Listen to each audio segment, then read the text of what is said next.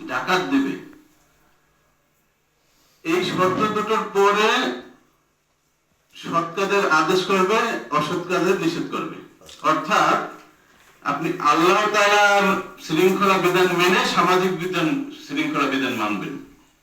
আল্লাহ তাআলার শৃঙ্খলা যেখানে নাই, সামাজিক বিধান সেখানে আসাটা অসম্ভব।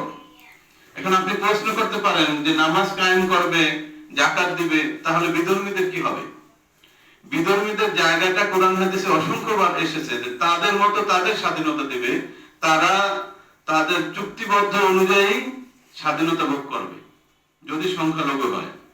যদি সংখ্যাগুরু হয় সেখানে তো বিধর্মীরা আর আমাদেরকে ওইভাবে সময় দেওয়ার সুযোগ দেওয়ার ইতিহাস নাই।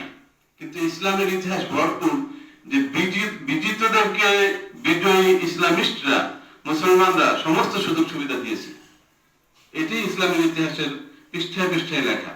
কিন্তু আমরা অনেক সময় ভুলে যাই, আমরা যে যেখান থেকে পারি কথা বলি, কিভাবে বলি, কারা কি বলি, কার কতটুকু দায়িত্ব তাও খেয়াল করি না। যার জন্য যারা এই এত বড় একটা জিনিস করলো, এই 36শে আগস্ট, জুলাই বলেন, এই 36শে জুলাইয়ের যারা কাজটা করলো তারা সম্পূর্ণ সমন্বয়ক দাবি করলো, কিন্তু তাদের চিন্তা চেতনার সমন্বয়হীনতার বেশ আলামত দেখা যায়।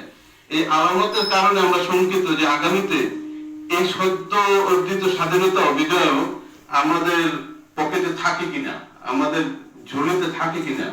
আমি এই আশঙ্কা থেকে দূরে থাকার জন্য হুজুর পাক সাল্লাল্লাহু আলাইহি ওয়াসাল্লাম যে কথাটা বলেছেন, রাহিমাল্লাহু রাজুলান সামহান ইযা বাআ ওয়া ইযা ইশতারা ওয়া ইযা ইক্তাদা, ওই ব্যক্তির উপর আল্লাহ তাআলা রহম করেন, তিনি যখন ক্রয় বিক্রয় করেন, বিচার করেন, তখন অন্যকে প্রাধান্য দেন, অন্যকে প্রায়োরিটি দেন, অন্যকে ত্যাগ করার, নিজেকে ত্যাগ করে অন্যকে ভোগ করার সুযোগ দেন। আমিনা আসাদ যে গল্পটা বললেন যে স্বাধীনতা তো সেটা যে নিজেকে ছোট করে নিজের অবস্থান ধরে রেখে অন্যকে বড় করা।